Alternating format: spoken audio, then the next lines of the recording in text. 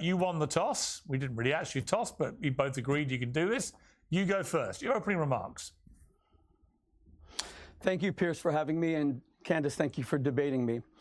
I have spent my life bringing together the Black and Jewish communities, emphasizing that we share not only a history of shared persecution, but of spiritual promise. Today, we debate an American tragedy, a woman of unique eloquence who has abused that eloquence to become simultaneously the foremost anti-Black rhetorician in all of the United States and the foremost anti-Semite in America. The statements that Candace has made against her own community, that they cry wolf and constantly say that they're victims of racism. Her attacks on George Floyd, a man who was suffocated to death for a $20 counterfeit note saying that he was a horrible human being. A woman who went up in front of CPAC and said, "I was never a slave in America," as if that's the only form of discrimination, is what has led her community to call her not Candace, but Clandis. The first ever female Black woman who appears in her rhetoric against Blacks, calling LeBron James dumb and stupid, an icon to the Black community, as Clandis. Simultaneously, you have the Jewish community beginning to call her not Candace Owens, but Candace Ovens, because her Goebbels-style rhetoric against Jews, that Jews are nearly all pedophiles. The State of Israel will set up a Theodor Herzl, a pedophile, as a haven for pedophiles, that Judaism is a demonic, satanic cult that only protects pedophiles. And by the way, her absolute obsession with Jewish sexuality and Jewish genitalia, the first lady of France, Brigitte Macron's genitalia, is disturbing. It's one of the reasons I think she hates Sigmund Freud so much, because she's a Freudian field dream in terms of his arguments that the greater the sexual suppression and repression, the greater we see violence. But when you say that the Jews killed JFK because he was about to ostracize Israel, when you invent all of these fabrications out of whole cloth, what is the result? The result is the demonization of Jews that leads to violence.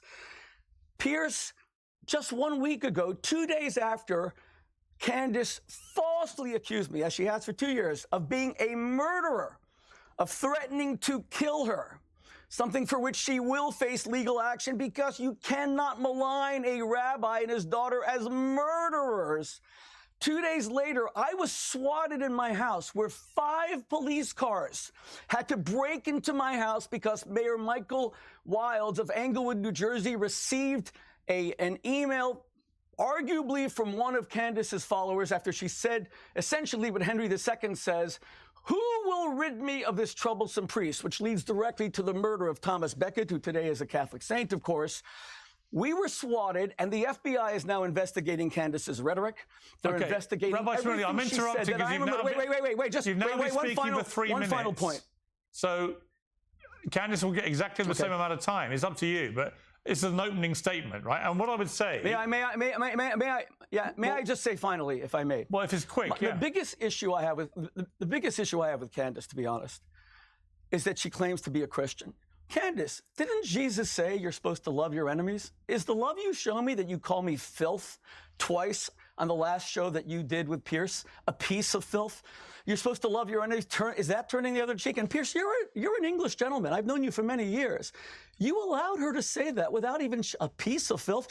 When Jesus said that you're supposed to turn the other cheek, where have you ever turned the other cheek? When Jesus said that the meek shall inherit the earth, the arrogance, the nonstop attack against Jews, the demonization. If you are a Christian, then I am the second. Were you recently injured in a car accident?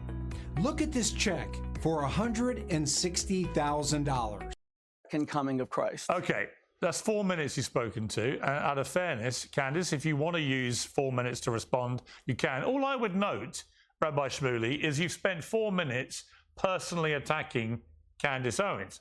I set this up as a debate about what is happening with the Israel-Hamas war, anti-Semitism, and so on and so on. You've turned it all completely, immediately, into an ad hominem onslaught against Candace. How could you possibly say that? You are speaking to a woman who says the Jews are a ring of demonic pedophiles, and you're saying that I have no right to defend my people. You know, Pierce, you have to stop this once and for all. There was nothing ad hominem at all. All right. When Candace says that the black community you've had your say. is a bunch of crybabies, okay. everything I said was policy. I could not disagree more. Candace will now get the same amount of time, if you wanted, Candace, to respond. Thank you, Piers. And I don't think I really do need to respond to the ad hominem attacks. I think actually one of the things that plausibly unites people across all religions, Muslims, Jews, Christians, is that we all recognize that Rabbi Shmuley is unhinged. He's just mentally, in my view, unwell. And I don't say that as an attack. I say that as just a reality, because I've never seen someone just make things up out of thin air that were never said, and trying to screen that as a defense of black people. The black people will never accept Rabbi Shmuley after Michael Jackson put him on a list of people who he felt were ruining his life. So you can stop your pleas with Black America. They won't work. Now, going back to the context of what you've asked us to speak about today, you know, I think one of the things that the world is recognizing, and what we've always recognized, is that there are radical fringe sects that break out within every single religion, amongst every race. There's white supremacy, there's black supremacy, there's radical Islam, there are all of these Christ cults around the world. And I think right now it's important for people to understand that radical Judaism is also a thing, and you're watching an example of it right now on your screen. The person sitting across from me, or sitting next to me, I guess, it posted on his Facebook page in 2016 a tribute to someone who he said was his mentor. That was Rabbi Menachem Schneerson. He said he was his mentor and his friend. Now, for those of you who are not familiar with Rabbi Schneerson, there were some Jews who believed that he was and is the Messiah. So rejecting Christ, but believing that that rabbi was his Messiah. Now, you may remember in the news recently, there was this radicalized faction of the Lubavitch Orthodox community in Brooklyn that were digging tunnels in Brooklyn and hurling benches at police officers. Well, and by the way, this is per the Times of Israel, that faction of individuals are followers of Rabbi Schneerson. So again, you have Rabbi Shmuley who believes that that's his mentor. They believed that he was the Messiah. What is it? It becomes important to understand, what did Rabbi Schneerson preach? Well, he preached Jewish supremacism, the hatred of all non-Jews. And you don't have to take my word for it, because if I said it, they would say that's anti-Semitism. You should instead take the word of the two Jewish professors who translated his work. Those authors' names were Israel Shahak and Norton Mezvinsky, and their book was entitled Jewish Fundamentalism in Israel. From that book, we learned that Shmuley's mentor, Schneerson, describes the difference between a Jew and a non-Jew. And he says, quote, "Thus we do not have a case of profound change in which a person is merely on a superior level. The body of a Jewish person is of totally different quality from the body of all nations of the world." And he talks about the substance of the Jewish body versus the substance of non-Jews, saying that the inner quality, quote, is so different and so great that the body should be considered completely different species. So that is a belief. And you can go through his speeches and you will see that he continually talks about how non-Jews should be treated, and that, again, we are a different species. This is what Rabbi Shmuley believes in. We have to come to terms with the fact that there are Jewish radicals, and it's incumbent upon the Jewish community to call them out. I'm glad that you brought up my rhetoric about Black Lives Matter, the organization, and which was basically allowing Black criminals to take to the street to burn down, to loot, and to riot in the name of racism, because it shows that I'm on equal footing here, that across the board, I do not support supremacism, whether it's coming from my community or whether or not it is coming from yours. And I think the entire world is now paying attention and wondering, what is going on in Israel? What is this government? Is this a radical fringe government? And many people are concluding that the answer to that question is yes. Okay, those are the two opening statements. Rabbi Shmuley, let me ask you this. Where are we now with this war? Because it seems that the people inside Israel are now beginning to come after Prime Minister Netanyahu, angry that his mission to save the hostages is simply not working. We saw 6 more executed at the weekend. Obviously, that's on Hamas. But the relatives of other hostages are saying, for God's sake, bring back the hostages before it's too late. And there's no sign of any deal being done to do that. And there's a lot of pressure on Netanyahu. Is his mission statement failing? Yes, I will answer that in just a moment. But Pierce, your guest just called me mentally unhinged. She called me filth twice on your show. You did not just say to her, Candace, can you stop the ad hominem attacks? Did I ever say anything? I stuck to policy. Can you at least just be fair and say that's unnecessary, Candace, or is this too against law? No. You spent 4 minutes lacerating her. Calling me mentally unhinged, is that you're sitting there to defend that charge? Is that ad hominem? You spent 4 minutes attacking her personally. She's perfectly entitled Pierce, to return the favor. With all due respect, when one of your guests calls someone else filth, I think that you, as an English gentleman, should step in. But let me answer your question. No less, the only thing of Christ that Candace Owens has actually fulfilled comes from Matthew chapter 10, verse 35, where Jesus says, I've come to separate and create conflict between a woman and her mother-in-law and father-in-law. My answer to your question about Gaza is that Lord Michael Farmer, a courageous British peer who happens to be Candace Owens' father-in-law, issued one of the most robust and beautiful defenses of Israel that any of us have read since October 7th. He said that, of course, there's a lot of terrible Palestinian casualties. God loves every Palestinian child as much as he loves a Jewish child. He said, but Israel has no choice but to fight this war because Hamas hides in residential areas and under nurseries. He said that Israel, the savagery of October 7th, demands a response. He said that Israel is doing exactly the right thing. And he said that he's doing all this in response to a, quote, high-profile member of his family. The contempt to not even mention his daughter-in-law, Candace Owens, because he didn't want to say her name. And he didn't even say, I love my daughter-in-law, but because the British remember Hitler, they remember the Battle of Britain, they remember the V-1 and V-2 rockets.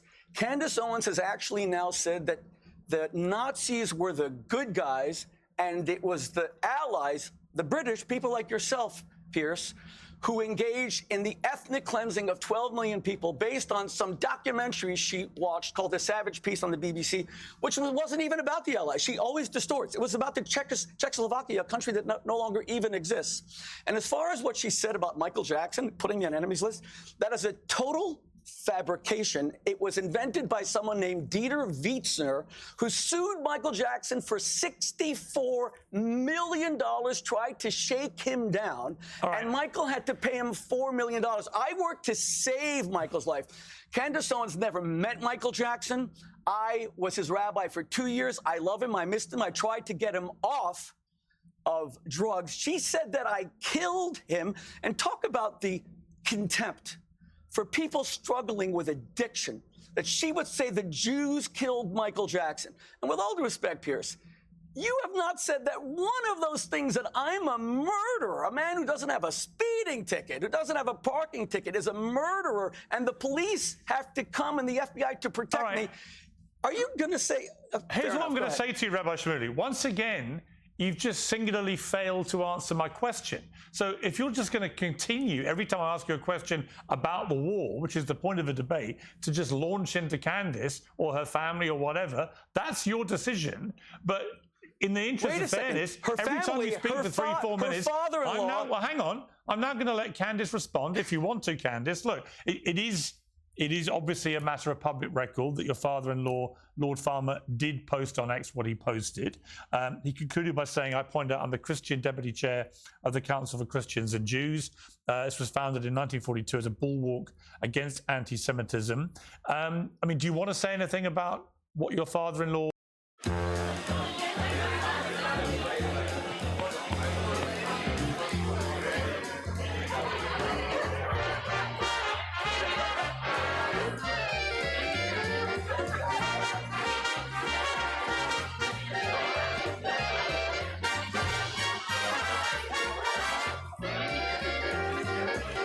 or posted, or anything else that Rabbi Shmuley just said? Yeah, I'm grateful that he brought that up, and because it's very disturbing to me to see him try to pretend that my father-in-law distanced from me or said something in favor of anything that Rabbi Shmuley is saying. He would never do that. It is very important to understand that, you know, he does support Israel, and he has reaffirmed his support for Israel. And you can imagine that within any family, you have disagreements about things, but fundamentally, it's all love, and it's good for us to have these conversations. Prior to him posting the statement, I had just gotten back from vacation with him. Literally 48 hours earlier, there was something incredibly demonic about a person trying to use the Bible at the beginning of his statement, as he did, trying to quote scripture and immediately following it up by trying to pull a family apart. I mean, that is utterly unholy. And I think the question of holiness and what is holy is relevant to this discussion. I think this is a conversation that a lot of people are having as well. Look, prior to October 7th, I don't think many people were engaged with what is happening in Israel. We kind of all said the same thing. Israel is our friend and ally. I count myself among those people. Post October 7th, the world, and especially I would say Zionists in media, were demanding that we all pay attention. And when we began to pay attention, we didn't like what we saw. You cannot tell me to ever feel comfortable with 18,000 children being ruthlessly murdered. You can't get me to feel comfortable as a Christian with the amount of more explosives dropped, tons of explosives dropped on Gaza than were dropped in Hiroshima. This doesn't make sense to me. Gaza is 30 miles long, 7 miles wide. It's incredibly dense population. And this is, by the way, according to Haaretz, that 40,000 Palestinians have been murdered. I believe they're getting those numbers from the Gaza Health Ministry. And here's what I would like to say to you, Rabbi, since you're quoting scripture, okay? The one that's relevant to me is, woe unto them that call evil good and good evil, that put darkness for light and light for darkness. And if you'd like to dive into a little more scripture, I think what's relevant is Revelation 3:9. Behold, I will make them of the synagogue of Satan, which say they are Jews and are not, but do lie. And I'm speaking directly to you, Rabbi Shmuley. The fact that you would try to say, I am Jewish, and this is what I believe, and do and say the things that you are doing. People can see and hear evil, and what you are doing right now is an act of evil. The lies that you are telling, not just on me, but also on my family members, are a good example for the world to see what we are referring to when we call something radical Zionism. Okay, Rabbi Shmuley. Okay, and okay, thank you. And of course, Pierce, there was nothing ad hominem about my being demonic. This is a 2 against 1 debate. I expected that. And it's not a 2 against 1 debate. And I will, excuse me, no, it's a 2 against 1 You've debate. You've made no attempt to answer my question. No, Pierce, Candace, let me speak. Has been trying to answer my question. Candace just said, you're not. Candace just said, filth, demonic. There's nothing ad hominem about that. You are correct. You're right, Pierce. Candace Owens just said that Israel dropped more bombs on Gaza than on Hiroshima. Hiroshima was an atomic bomb, Candace. Why don't you just read Wikipedia? Israel has nuclear weapons. They've never used them, so I have no idea what you're talking about. Now, let's look at Israel's justified defense. Israel admits, and even Hamas admits, to a 1-to-1 civilian to combatant ratio of civilian casualties, which is a tragedy. It shouldn't even be 1. But remember, Hamas fires their rockets from nurseries. The United States and Afghanistan had a 4-to-1 ratio of civilians murdered for every 1 combatant. In the Korean War, it was 5-to-1. In Iraq, it was at least 2-to-1. Israel has the lowest per capita ratio of combatants to civilians. Candace should acknowledge that. That is what we call a fact. But you should also, hang on. You should also acknowledge then that there is a unique demographic in Gaza where of the 2 million people who live there, half of them are under 18. So that's a very different demographic to any of the other scenarios you're talking about. That is what's caused so much international opprobrium against Israel, is the fact that so many children, pro rata in the civilian death count, have been killed. It's that people are so exercised about, and rightly, because what's happened here is obvious. Hamas, yes, they've embedded themselves in civilian territory. Yes, they've built all these tunnels. None of these things are to be disputed. But the problem with going after Hamas in the way that Israel has been doing is that the collateral damage, as they would put it, to so many thousands of children has now tested the patience of the world to a degree that vast quantities of the world are against it and want this to stop. That's the reality. I think that's a very fair question. And I don't like whataboutism. But Candace Owens never spoke out once against Bashar al-Assad, who killed 600,000 Arabs, and he actually gassed to death children. He targeted them with mustard and poison gas. You remember that President Obama said that's a red line, and then he gave it to Putin to get rid of those weapons of mass which was destruction. completely God bless wrong, President Trump, who actually, wait, just a second. President Trump, God bless him, actually fired 59 cruise missiles when Assad did that. It's funny because people say that President Trump is anti-Muslim. He's the only one who protected Muslim life. Pierce, Hamas has ruled since 2006. They won an election jointly with the PA. They took the Palestinian Authority representatives and threw them off of rooftops. They then subjected the Palestinians, 1.5 million Palestinians of Gaza, to the most ruthless persecution that we've ever seen. They stole all their money. Ismail Haniyeh, who was assassinated in Tehran, is worth $4 billion. Now he's fighting with Erdogan, his kids, over who's going to inherit that. Khalid Mashal is worth $3 billion. You and I both know that the Palestinians of Gaza got triple the amount per capita, prorated for our times, of the Marshall Plan.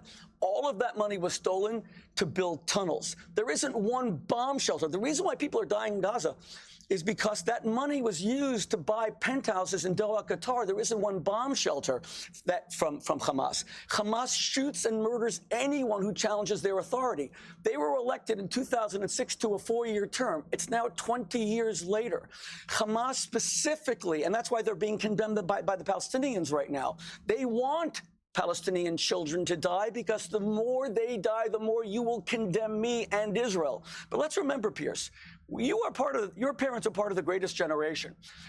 Winston Churchill was told by the Americans, don't bomb German cities, Hamburg, Dresden, etc., at night. You can't see what you're bombing. Do what we Americans have, which is precision daytime bombing. And Churchill said, no, my pilots are more important. We need the RAF. All right. And he flattened German cities. And he is considered today the greatest British statesman of the 20th century. By the way, the flattening of cities like Dresden was widely condemned at the time, including by many people in Britain, and led to the establishment of the Geneva Convention. Dresden was Dresden was the last month of the war, but before that, Hamburg and everything else was not condemned. It led to the establishment of the Geneva Convention after World War II, specifically to stop that kind of thing happening again. So I'm glad you raised that example. Candace, you've got over 3 minutes. So do you condemn Winston Churchill as a war criminal for Dresden? No, absolutely not. No. Why not? You just said that it was wrong. I was Winston Churchill as a war criminal for Dresden. Well, please, you said not, but why? If you're both going to ask me the same question, let me be clear. Winston Churchill was not a war criminal, right? But some of the ways that Why not? He bombed Dresden and killed 25,000 people. Yeah, he also saved the world from Adolf Hitler and the Nazis. Oh, he saved the world. So Israel's saving the Middle East from Hamas, Islamic Jihad, Iran. But it's not, though. Hezbollah. Israel's not doing that. Thank you for answering my question. Well, case closed. All right, let me go to Candace. If I could just interject here, just to respond to that, I was going to say exactly what you said, Pierce. Like, Dresden was considered a Holocaust. It was, in fact, a war crime. And there should be debates about what happened in Dresden. It was absolutely horrific that a bunch of Christians were skipping off, on the eve of Ash Wednesday, and then they were quite literally reduced to ashes. It is wrong. And the fact that you are having to reference a war crime to justify what's happening in Gaza is not a point for you. It's completely awful. When people say, oh, well, look at what we did. Look at all these other horrific things we did. Why do you care about this horrible thing that's happening?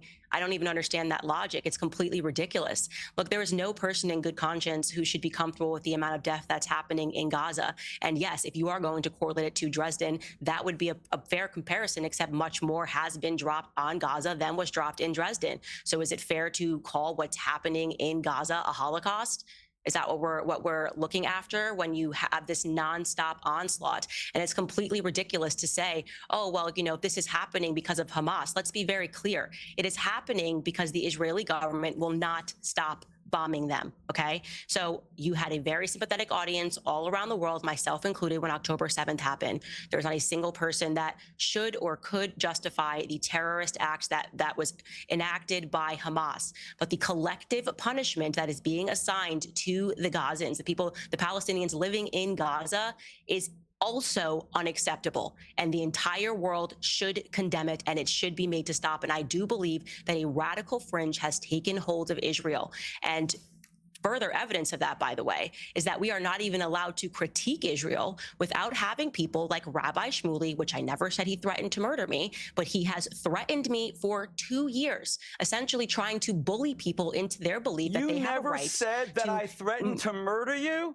We're going to post No, I every never time said that you threatened to murder me. Don't cut me off. I did not cut you off. Okay, I will I did not not cut you off. Go ahead, I did not cut you off. Okay. Go ahead. The